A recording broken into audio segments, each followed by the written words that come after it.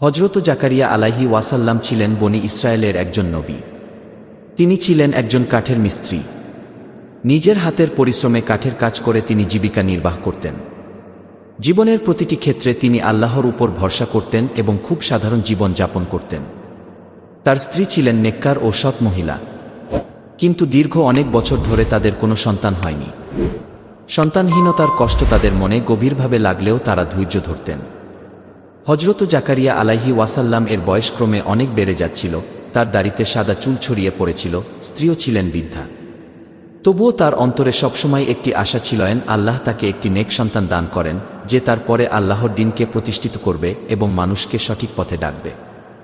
হযরত জাকারিয়া আলাইহি ওয়াসাল্লাম ছিলেন হযরত মারিয়াম আলাইহা ওয়াসাল্লাম এর অভিভাবক। ছোট্ট মারিয়ামকে আল্লাহর ঘরে লালন পালন করার দায়িত্ব তিনি নিয়েছিলেন। মারিয়াম আলাইহা ওয়াসাল্লাম ছোটবেলা থেকে ইবাদতে মগ্ন থাকতেন। তিনি মসজিদের এক কক্ষে আল্লাহর ইবাদত করতেন।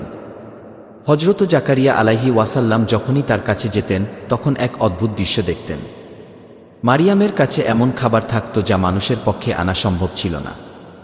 শীতকালে পাওয়া যেত গ্রীষ্মের ফল, আর গ্রীষ্মকালে পাওয়া যেত শীতের ফল। জাকারিয়া আলাইহি ওয়াসাল্লাম বিস্মিত হয়ে প্রশ্ন করলেন, হে মারিয়াম, এগুলো কোথা থেকে এলো?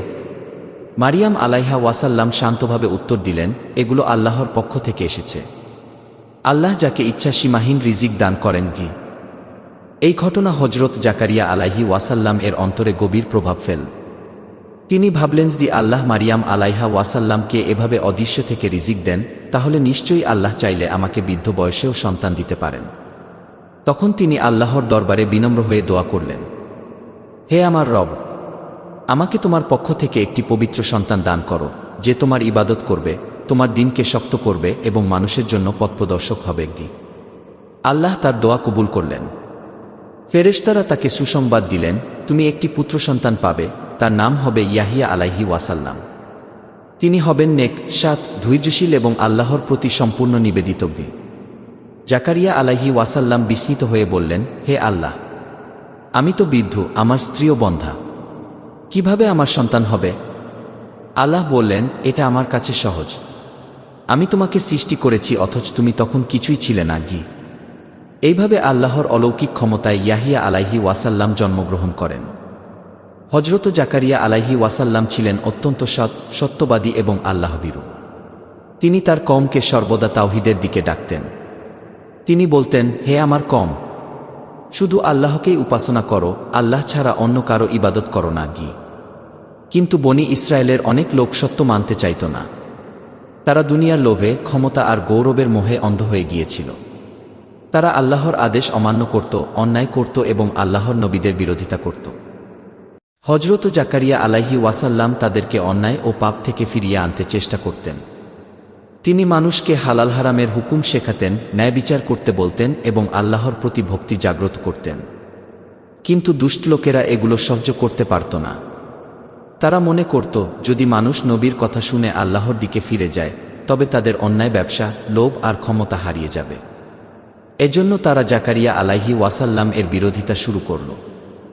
শেষ পর্যন্ত দুষ্ট ও জালিম লোকেরা হযরত জাকারিয়া আলাইহি ওয়াসাল্লামকে হত্যা করার ষড়যন্ত্র করল।